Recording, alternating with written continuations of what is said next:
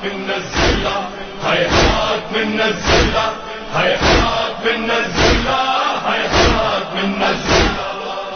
أعوذ بالله من الشيطان اللعين الرجيم. بسم الله الرحمن الرحيم. قال الله تبارك وتعالى في كتابه المجيد: الذين قالوا ربنا الله ثم استقاموا تتنزل عليهم الملائکہ. اللہ کا ارشاد ہے کہ جو لوگ کہتے ہیں کہ اللہ ہمارا رب ہے اور اس رب کی راہ میں کھڑے ہو کر استقامت دکھاتے ہیں اللہ کے دشمنوں کے مقابلے میں، اللہ ان کی نصرت کرتا ہے اور ان پر اپنے فرشتے نازل فرماتا ہے۔ 16 اگست کو اللہ تبارک و تعالیٰ نے قوم کو ایک بہت بڑی توفیق سے نوازا کہ بڑے لمبے عرصے کے بعد دشمن کی تمام تر ناپاک سازشوں اور کوششوں کے نتیجے میں اس شر سے ایک خیر کا پہلو اللہ نے یوں نمایاں کر دیا کہ پورے پاکستان سے تمام طبقات کی طرف سے، تمام گروہوں کی طرف سے مشترکہ طور پر ایک انتہائی باوقار اور عظیم اجتماع اسلام آباد میں منعقد ہوا۔ جن جن بزرگوں نے اور جن جن جماعتوں نے اس عظیم پروگرام کو کامیاب کرنے میں اپنا کردار ادا کیا، وہ سب کے سب لائق صد سلام اور لائق ہزار تحسین ہے۔ خصوصی طور پر اس پورے پروگرام کے بانی مبانی شیخ العلماء مفسر قرآن حضرت حجت الاسلام والمسلمین علامہ شیخ محسن نجفی صاحب، اور اسی طرح سے قائد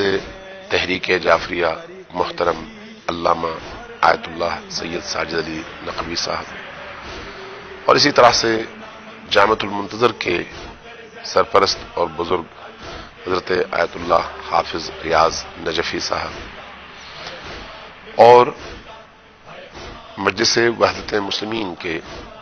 حضرت حجت الاسلام والمسلمین راجہ ناصر عباس جعفری صاحب۔ یہ وہ شخصیات تھیں جنہوں نے سب سے اہم فریضہ ادا کیا، اور خصوصی طور پر شیخ محسن علی نجفی صاحب نے جس طرح سے جان فشانی کی، اور اس سے پہلے بھی اسی طرح سے وہ زحمت اٹھاتے رہے، یہ لائق صد تحسین ہے۔ بہت بڑا کامیاب پروگرام تھا۔ اب اس کی کامیابی کے بعد چند چیزیں چیلنج کے طور پر قوم کے سامنے ہیں۔ پہلی بات یہ ہے کہ چونکہ اس عظیم اجتماع میں معاشرے کے تمام طبقے، خصوصاً ہماری آنکھوں کی رونق، ہمارے دل کا سرور، ہمارے اس معاشرے میں حسینیت کا پرچم بلند کرنے والے ہمارے عزیز ذاکرین تشریف لائے، اور انہوں نے بھی بھرپور طور پر اس عظیم کانفرنس کی حمایت کی، اور اس موقع پر اس عظیم ہدف کے لیے کندھے سے کندھا ملا کر چلنے کا عہد کیا۔ تو یہ ایک خوبصورت محفل اور خوبصورت گلدستہ تھا۔ معاشرے کے باقی طبقات بھی اس میں شامل تھے۔ اب جو چیلنج درپیش ہے وہ یہی ہے کہ دوبارہ شرپسند عناصر اور دشمنوں کے آلے کار مختلف شکلوں میں اس اجتماع کے ان وحدت کے پہلوؤں کو سبوٹاج کرنے اور ڈیمیج کرنے کے لیے مختلف حربے استعمال کریں گے، اور دوبارہ سے نفرتیں پیدا کرنے کی کوشش کریں گے، اس وحدت اور اتحاد کو توڑنے کی کوشش کریں گے، اور یہ کوششیں سوشل میڈیا میں تو ہوں گی، اور ہو سکتا ہے بعض ممبروں سے بھی اس طرح کی کوشش ہوگی۔ ہم سب کا یہ فریضہ بنتا ہے کہ اس طرح کی تمام کوششوں کو اپنی تمام تر توانائیوں کے ساتھ ناکام بنائیں، اور قوم کے اس عظیم اتحاد کو کسی بھی صورت میں نقصان نہ پہنچنے دیں۔ اور اس حوالے سے اگر کسی کی دل آزاری ہوئی ہو، اگر کسی کو کوئی شکایت ہو، اگر کسی کو کوئی شکوہ ہو، تو ہم سب ان شکوہ گزاروں سے اور ایسے دوستوں سے معذرت بھی کریں، اور ان کو ہمیشہ اپنے ساتھ رکھیں، خود ان کے ساتھ رہیں، اور اس پر تمام جوان تمام ہمارے تنظیمی دوست، تمام ہمارے علماء کرام، تمام ہمارے تنظیمی کارکن جہاں جہاں جس جس انداز میں کام کر رہے ہیں، ان سب کا یہ پہلا فریضہ بنتا ہے۔ دوسری بات، آگے چہلم کا دن آ رہا ہے۔ جس طرح سے 2013 کے چہلم میں پورے پاکستان کے اندر ایک نیا جوش تھا، ایک نیا ولولہ تھا، اب چونکہ اس بل کی آڑ میں تکفیریوں نے اور دہشت گردوں نے ایک ایسا نقاب اوڑھ کر جو باہر سے بڑا خوبصورت ہے، ان بنیادوں پر وار کرنے کی کوشش کی ہے اور ایک انتہائی عظیم سازش تیار کی ہے، تو اس سازش کے مقابلے میں پوری دنیا کو یہ میسج دینا ضروری ہے کہ پوری قوم ایک بھی ہے اور اربعین میں اس اپنی طاقت کا مظاہرہ بھی کرنے والی ہے۔ تو اس لیے اس دفعہ اس اربعین کو پورے جوش کے ساتھ، پورے ولولے کے ساتھ، پوری ایمانی طاقت کے ساتھ پورے پاکستان کے اندر بھرپور انداز میں منانے کی ضرورت ہے، اور اس کے لیے ایک نئے تحرک کے ساتھ، نئے عزم کے ساتھ ہر اس جگہ جہاں پر عزاداری ہوتی ہو اس میسج کو پہنچانے کی ضرورت ہے اور انہیں مرکز کے ساتھ لنک کرنے کی ضرورت ہے، تاکہ اربعین کا پیغام پورے پاکستان میں ایسا پہنچے کہ سب کو معلوم ہو کہ ہم یکم ربیع الاول کی تیاری کر رہے ہیں، اور اس کا اگلا مرحلہ یکم ربیع الاول ہے۔ اگر اس وقت تک اس بل کے حوالے سے واضح اور شفاف موقف سامنے نہیں آتا اور اس کو ریجیکٹ نہیں کیا جاتا، مسترد نہیں کیا جاتا، تو پھر قوم کے بچے بچے تک یہ پیغام پہنچانا اور انہیں تیار کرنا، مرد و زن کو تیار کرنا، بڑے بوڑھوں اور بچوں کو تیار کرنا کہ چلو ہم نے ایوانہائے اقتدار کو یہ سمجھانا ہے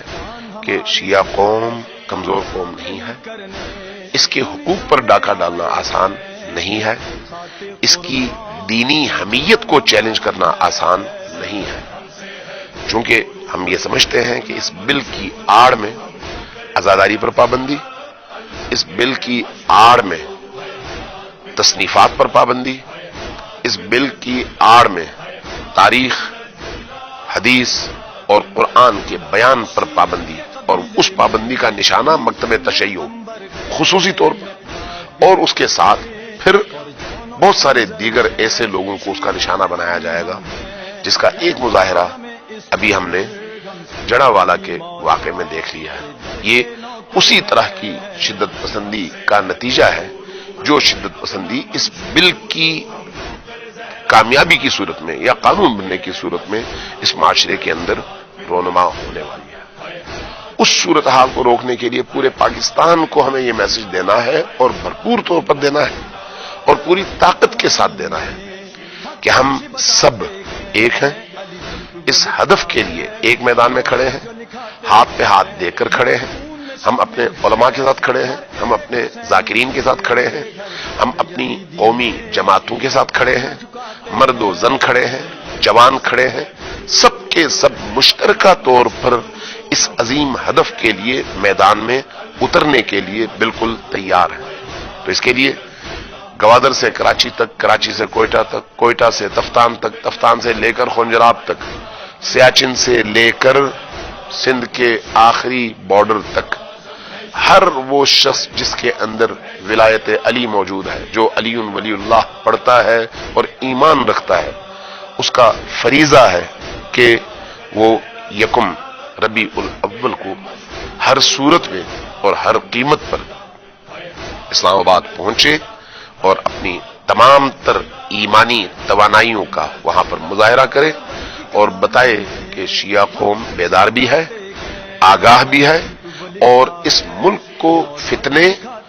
اور شدت پسندی سے روکنے کی طاقت بھی رکھتی ہے، چونکہ اس ملک کو شیعوں نے بنایا اور شیعہ ہی اس ملک کو بچا سکتے ہیں۔ تکفیری تب بھی مخالف تھے اور آج بھی اپنی انہی شدت پسندیوں کے نتیجے میں اس خوبصورت ملک کو جنگل بنانا چاہتے ہیں اور ہم ایسا کرنے نہیں دیں گے، اور اس کا آغاز اس بل کے ریجیکشن سے ہوگا۔ لہذا یہ میسج ہر جگہ پہنچنا چاہیے اور پوری قوم کو یکم ربیع الاول کو اسلام آباد میں آنے کے لیے تیار کرنا چاہیے اور ان کے اندر ایک نئی روح پھونکنی چاہیے، اور انشاءاللہ ایسا ہوگا۔ والسلام علیکم ورحمۃ اللہ وبرکاتہ۔